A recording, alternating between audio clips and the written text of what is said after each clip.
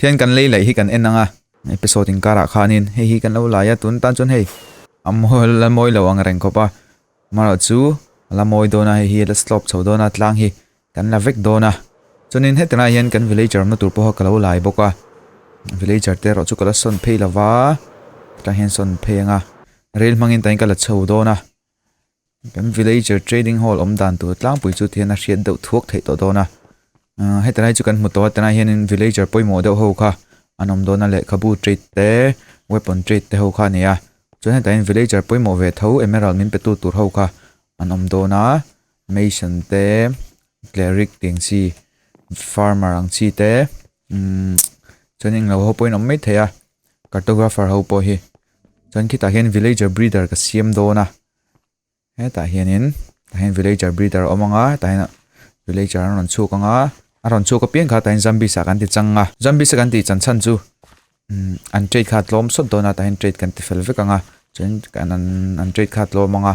he ta kan son phei le zen mai don ni chunin hei rail hi kan ma mo dona power rail kan ma mo dona power rail nei tur chonin gold tanga ya gold thi kan la nei claim ko pa he tingai kan me sa biome sami po kan la zo vek deuh tho to a eng mun chu lo manga maro chu lang thei chin kha chu kan la zo vek to a chumi ni man chung gold farm kan siamanga gold farm siam turin nether chunga kan chawanga ya veni episode a chunin nether chunga chho dan tele gold farm ta kan siam don ni all something kan siam dona chon hei kan mo ho ni ya magma block hi kan mamo nema hi kalo lai to boka circle box ni vel hi kan mamo hi kan lama mo bel chonin kan lai the ha ta hin time brewing station kalau siama ta hin fire resistant potion oma restaurant kan da hianin ana rei sata mo he poi lo ta na kina kan ma mo thut takin han la om fri seng kan du huna kan lai le me do ni chonin bedrock ti cheturin henting hawi kan ma mo a ender pro langa ya leilo nanga ya piston nanga ya tinti hi pani zel mang dona som pani kan ne ya ani chonin voi ruk che kan ti chin theya voi ruwa kan ti chiat thei lo chonin kan tang do te na nia e chon obsidian hi tam deuh ko mo sorry obsidian hi portal siam na tur ha kan mo boka en obsidian na isa kan ya to kang obsidian kha chu ta hen thil pakhat gold farm siam nan hen thil pakhat poimo deuh pakhat a oma chu chu settle tu ania settle tu hi hei kan la nei mi lawa thotrai ocean vela son kan thlok phenga settle kan zonga nakin dawa chuning kan lama mo dang thing tam tak kan mo dona trapdoor kan siam trau dona thing hi kan ei tam to la hoi tam hi kan la kan storage mi he storage mi kan la in pon la sa theila wa chung khi la ru ka ngai ang chi khan la ni a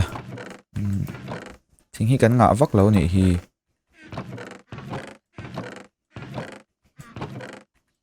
mi thing kan nga bera stack khat lo loi kan kyang settle tui kan zonga bone meal kan ma mo a bone meal bon poi kan keng telanga ocean kan kalanga settle mu kan tum do ni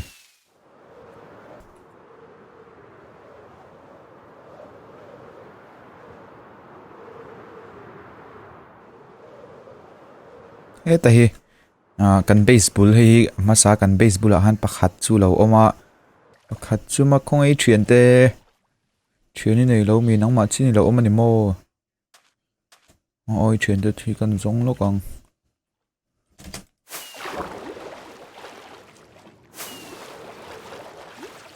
thiana nei lo tak tak ani hi hian khoi thak ve cho kan pe chenga kan kalsan meng chanang chu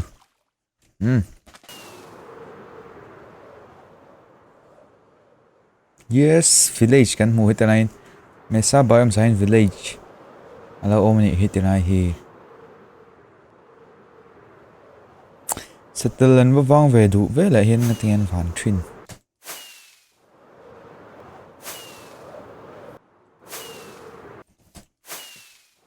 hey tra hen lo om love tam takan lo oma settle tui tle ma zong kan nei nga kan ho san le dei dang heu te po hi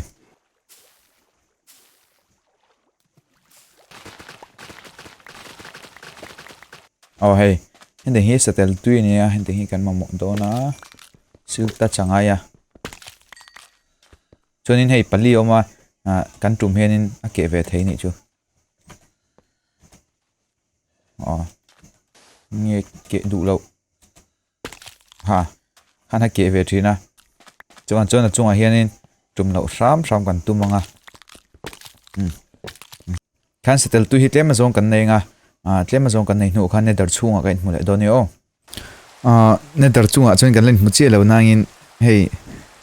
turtle egg hi stack khat kan lo nei towa stack khat ba khi ngai ka ring lawa khan an manin lein chom ve tonga keni chu kan ho de ang khuitlam angai kan hoang tlama hin yang Nether chunga ten kan lo oma Nether chunga henin kan hemi kan portal om na hi kan chin chenga ya khu kan munga x le z khu kan munga 34 45 ania chin che theng chu mo 34 45 kha achunga hi kan siam vele do ni teng chi hi portal hi kan ti che theya che dei la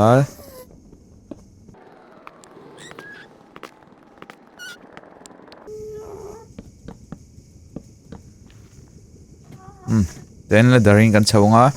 bedrock nai theyang bera kan chawdo ni tuna hian bedrock ti chi dan thar ka hria chu kan mangchin do na ma kan ti chi dan lo de lek khan kan ti do na o de khan bedrock nai taka khan kan lo om towa f3 kan medanga tu nai chuanin targeted block hi lo enula hetanai sir tinglama hianin khi kan munga bedrock omna khi 126 ania y level hi mom 126 ania 127 kan duwa 127 zona khanin bedrock pakhat chia oma chu kan ti chedon ni khi kan hmuwa khi 127 khi block targeted block 127 khi kan ti chet tur chu ni ya leather hi kan langa leather hianin kan khalanga top thleng hin kan danga chuanin ender pearl kan em ender pearl hi tenin kal chho chung zel hin kan tinga kan hemi a block in kara hianin hai kan metanga kan chuak mai ni ti khanin hi ning ka hria hi kan ti chet turania chu van chuanin obsidian kan danga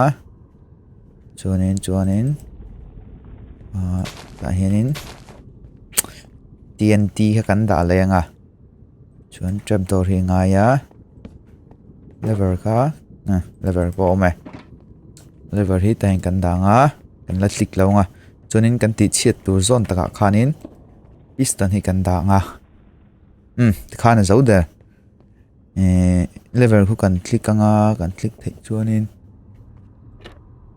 ten kan klikanga chuanin trapdoor noi kan lutanga chuan hemi inkara takhenin in piston hi kan klik charanga ten chuan kha glitch zawanga glitch lai khanin bedrock khu lo chedoni ti tum sinang o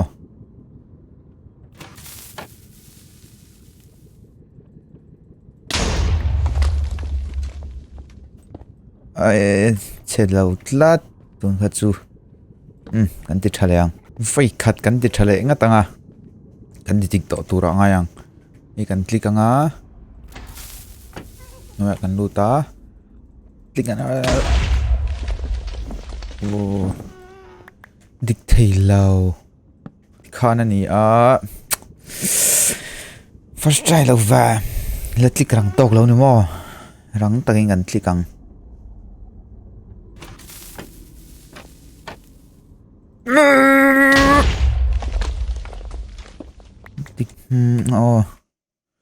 option tra hian lo right button hi arin kan thlak de nga arin kan thlaka dikhanin rang do hlekanga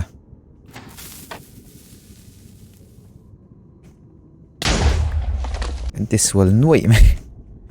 okay voi ni kan la try theya kan ti leang dikto tura nga yang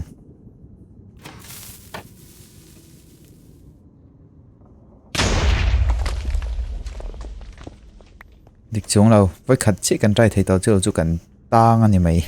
come on dik to tura ni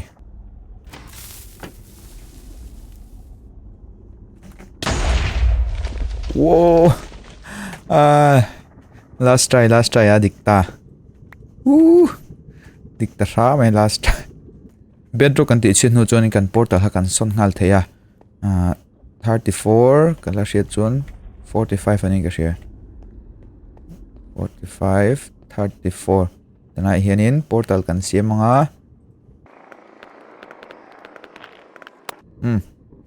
Khane hi kan base ne na in link tur khania. In link tur angai la kan en chin ngal suai anga. Ein link e. Kan le le ngalang. Oh, ala dik zele.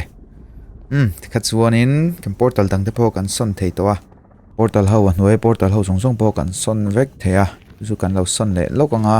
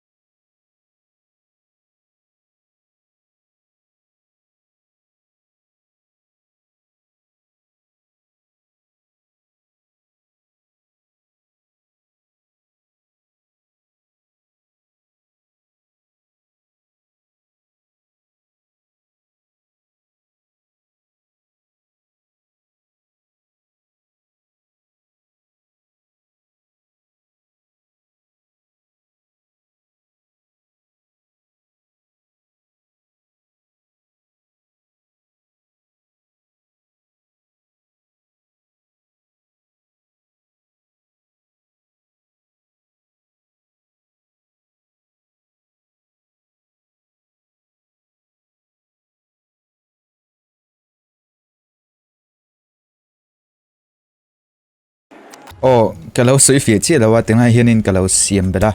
ki kan muthok thukanga kan enanga ma sain tengain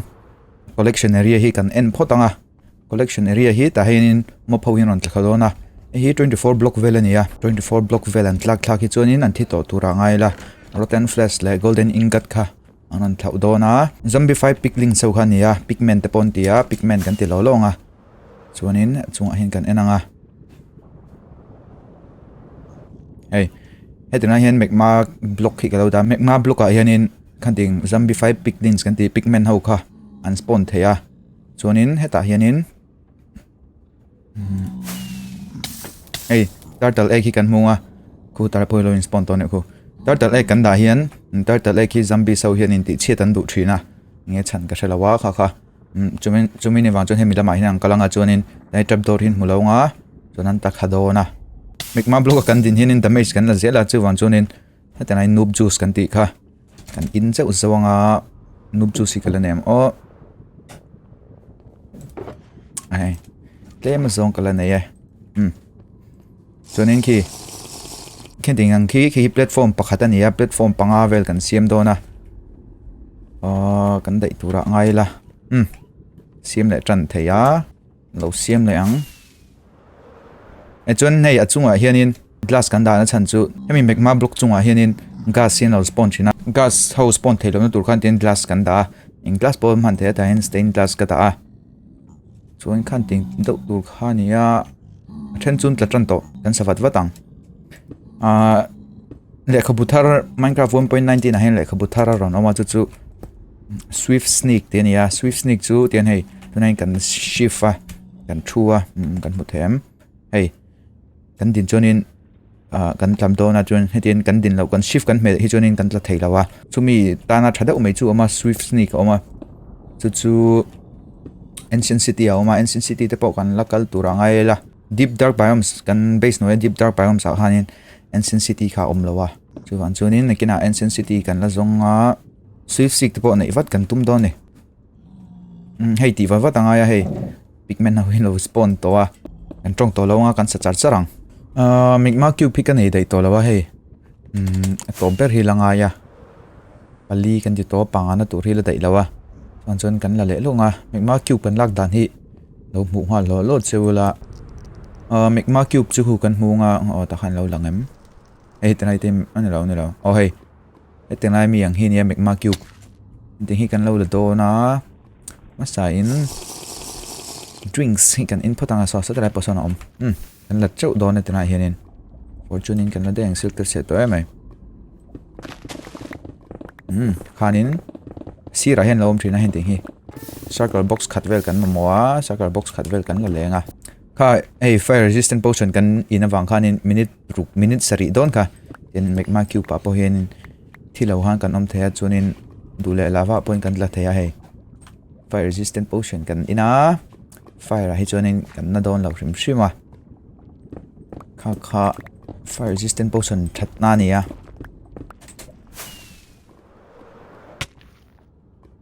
oh hey ai shedal sa la lau mai hi fungus cái này là vợ khan lom chỉ mấy rồi là vật chung có cả nan khan làm hẳn thế này tiếng Hoa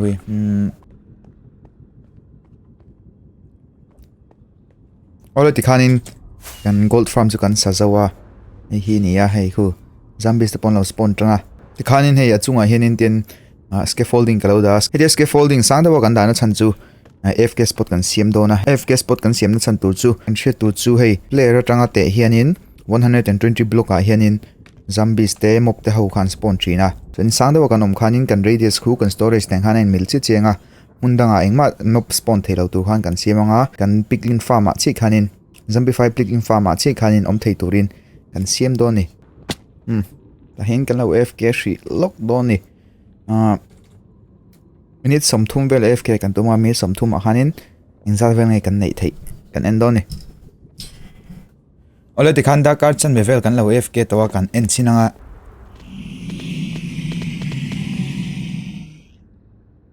kan lu thi kan en chinanga asira hin lo ta thei ni hi ke ma zong chun tla do ni kha sira chuan tuna kan en chinang wow 1 2 3 wow wow bahan tam le hi gold ingot a kan chanti ranga khanin gold ingot hi gold block a kan chanti lenga gold block tam tak kan nei don ni rotten flesh au point kina kan la da thadona hi rotten flesh au hi na kina cleric kha kan la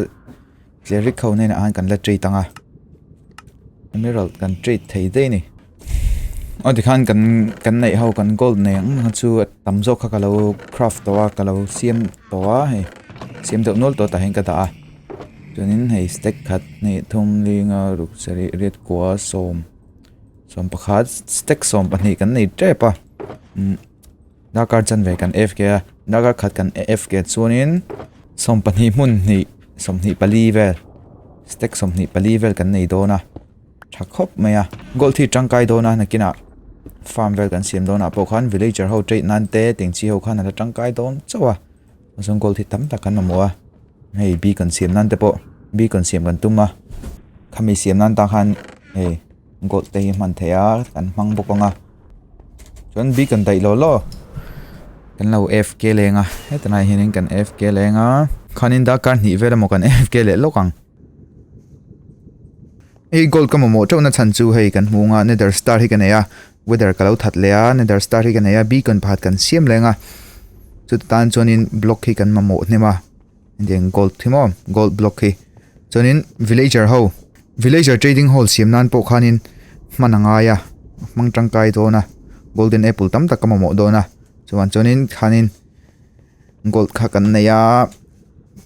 chuna chonin bi kan ha kan siam theya bi kan ha kan va siam lokanga chonin villager kan boy pui chan tong trahen bi kan siamanga hei tlema zong kalo da to hetrai ma iron le gold bi kan chu so ta son ka ta kan village bula khanin ta han leite po tlem kalo lai le chun ding te chu kan enanga chumi ma chuanin kan bi kan hi kan siam zawanga hi chu velen dai to em hey diamond block the kalo manga ma chu diamond block hi mana ngai down lovin ka ria dai tu ra nga yang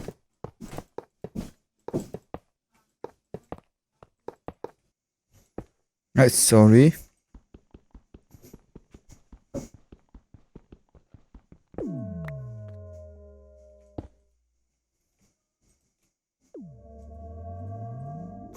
point H2 thau kan danga chuning gold point man na tu kan la nei trawa chu rail power rail kan siam no na power rail siam tu po hen gold tam tak kan mamo chim ma chungan villager ho kan son phei do na so ta son looks villager ho kan son phei main hey time hi kan enanga khu video time khu minute som ni le pakhat kha lo pel le to kan lo tinek nega hun tam tak kan lo mang le to chuan chon video to lampang kan lo nei le don tonga ta hen ka lo ti top 3 lokanga video te kha lo sale tuk palang te kha lo ma chuan chon kan tu to la ri photanga episode le chuan in villager ho kan khung phei tonga chuan in villager trading farm te villager breeder te iron golem hian miron suem kan soi zo photang yo villager breeder te villager trading hall te tingchi ho kha siam kan tum tonga khamia ado khan kan sor binganga chuanin tun tan chuanin kan tu to la ri phot do ni bye ouch